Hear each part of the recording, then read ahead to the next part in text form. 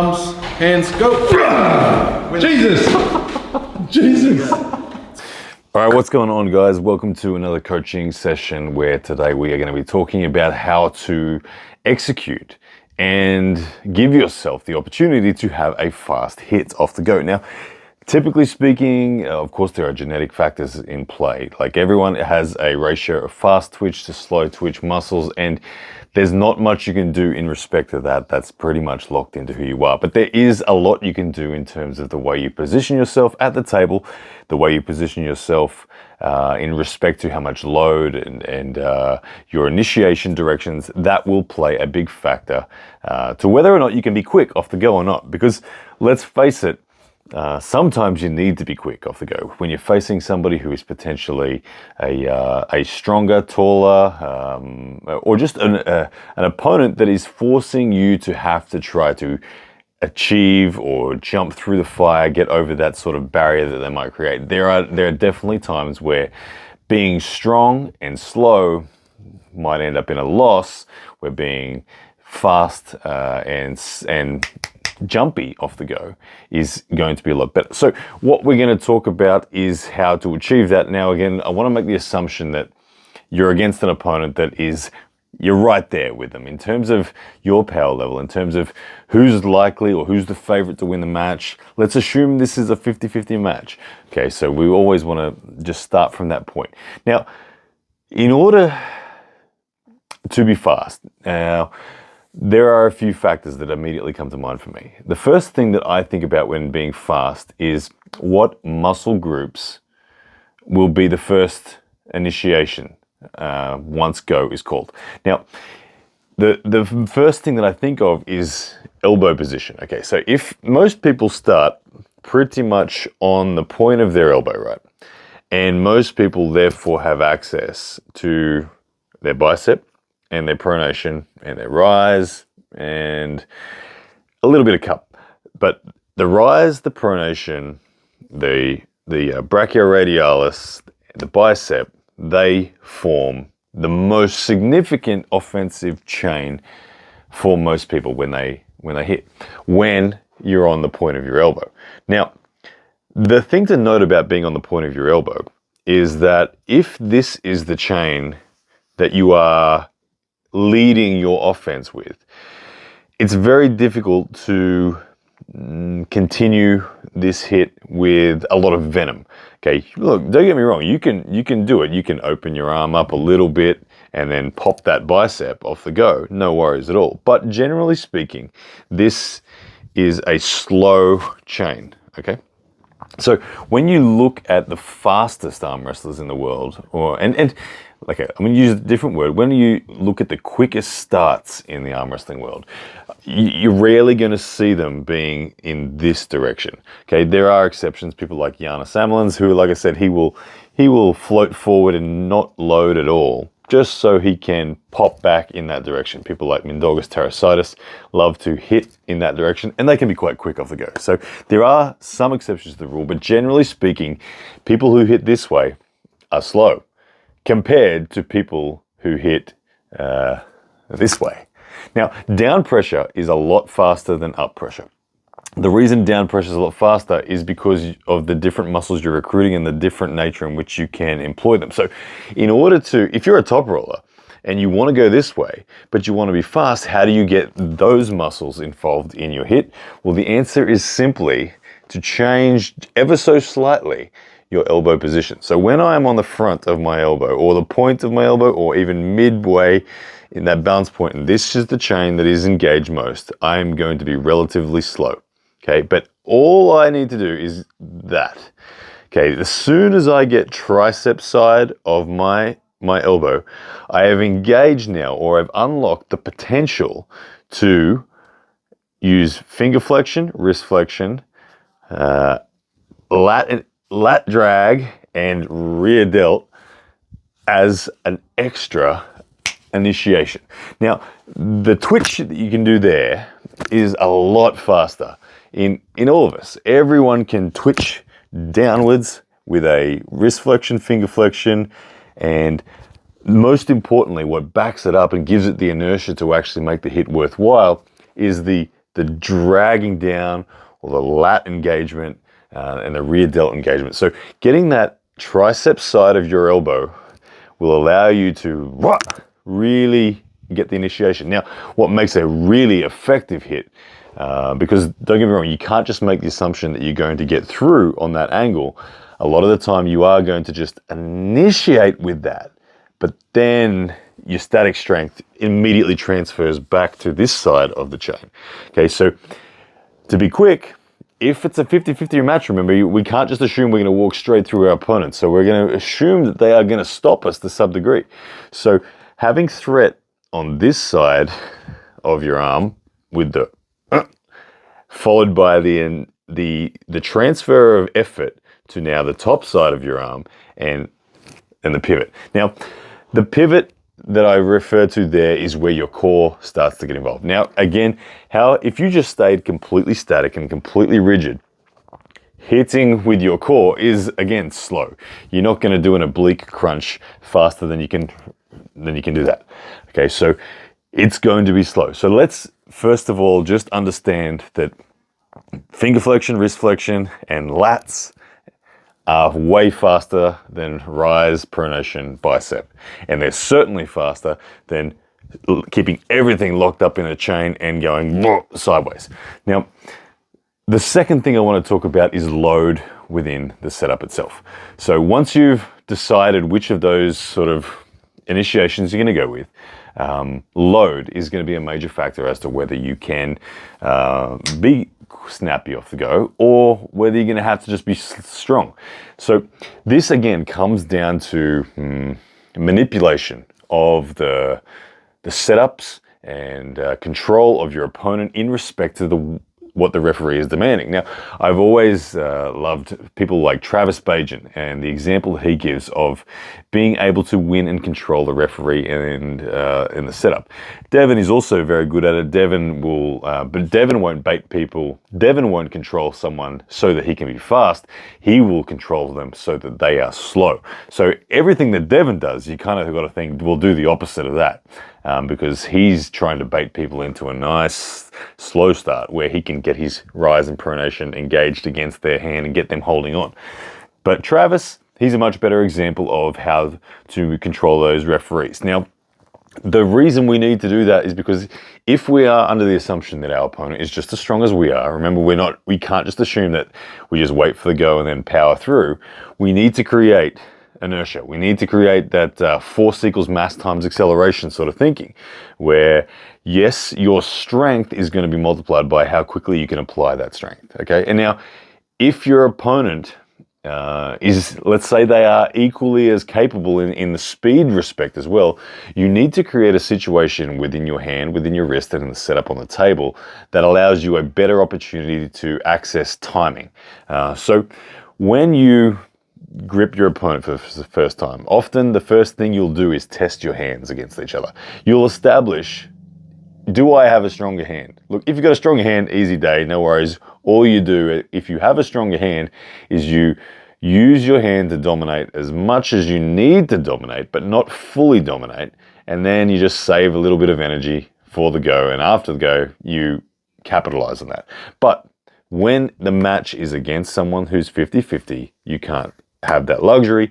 You have to create a sense within your hand, wrist, forearm that is, you need to hide the fact you've taken the advantage.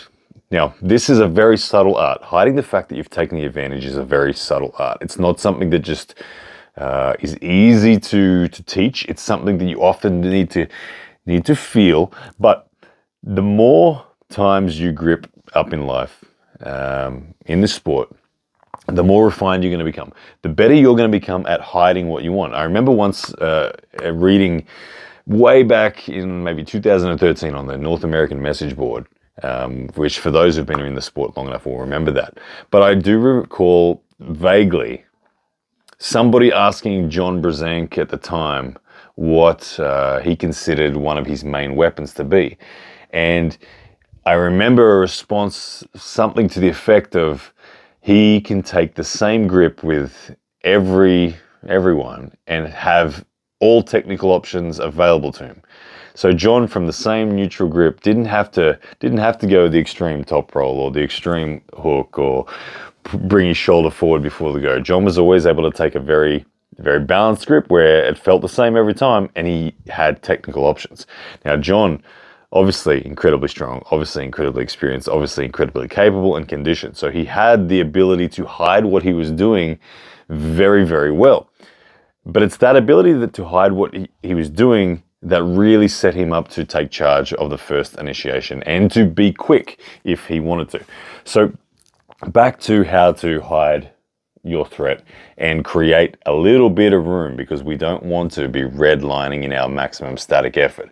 We need that little bit of reserve. But what the mistake is, what we don't want to do, and I often see this in lesser experienced arm wrestlers, that they will create potential by exposing themselves before the go, and what I mean by that, just breaking down their own position. So, for instance, if you start with your arm open, yes, there is more contracting potential to suddenly return the bicep on after the go, but you're losing so much opportunity. You're giving your opponent free ground. They've already started the match, not having to take you all the way through that effort. So you're wasting your potential strength and energy. So you don't want to do it that way. You don't want to create the space by giving away something.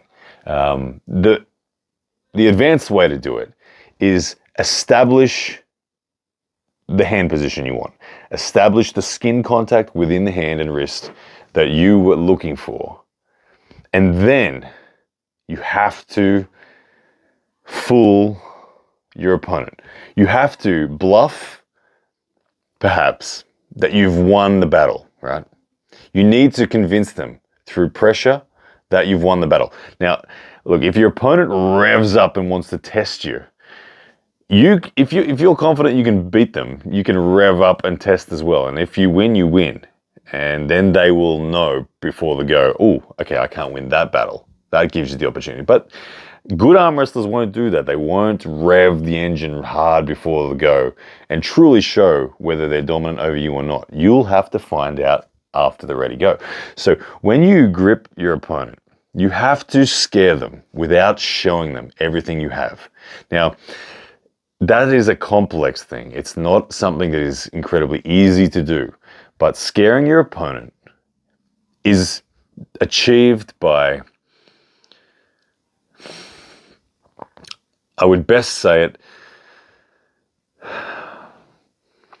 by posturing your energy, your body, as though you're certain of what's going to happen next.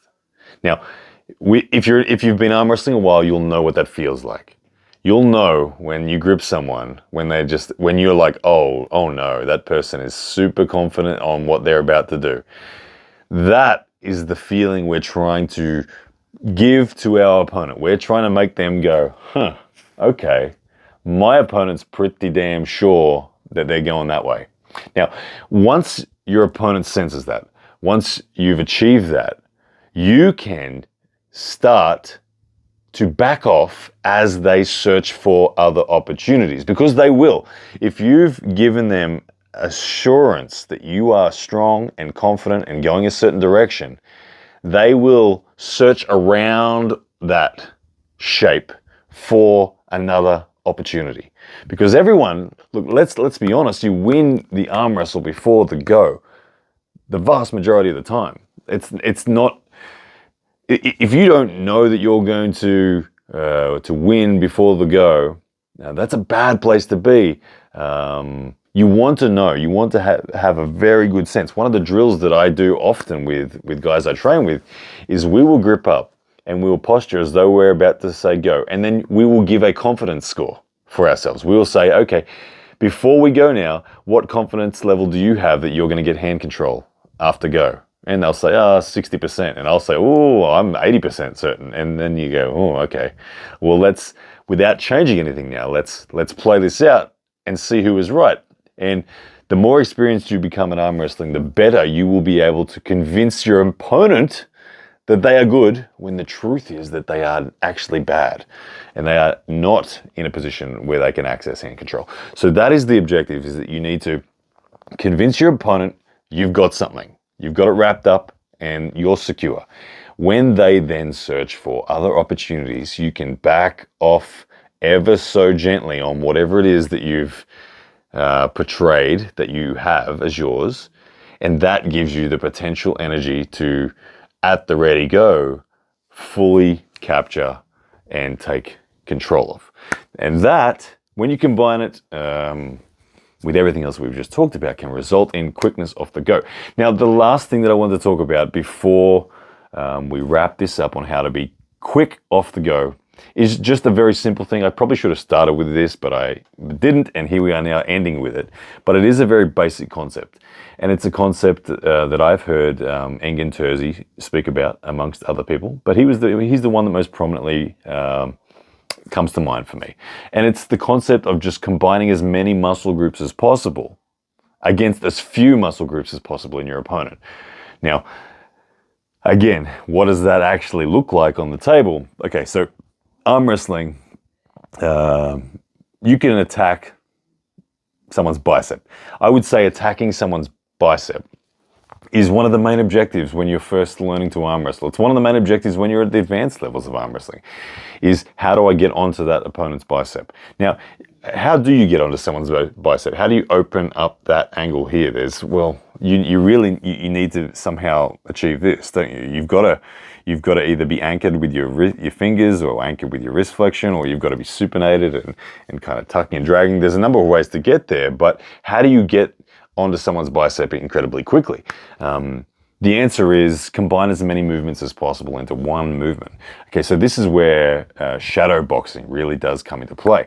So there's a lot of movements involved in the very first hit. Okay, you can say that there's static rise. Okay, we lead with static rise when we group almost everyone. Okay, cool. If you stay up high, great. Sometimes you'll win the static rise, or you'll agree with your opponent essentially that you're going to drop your wrist. Okay, but anyway, so there's some rise component, there's some finger flexion component, there's wrist flexion, there's bicep, there's, as we said before, there's drag, there's shoulder engagement, there's side pressure, and then there's everything I can do with my core, obviously, which is lateral flexion, bit of rear sort of flexion as well, spinal flexion. There's a lot of different movements. Now, you need to go to the table. Travis, again, another big advocate for this style of training, where you shadow box. You walk to the table, you set your elbow down, and you go.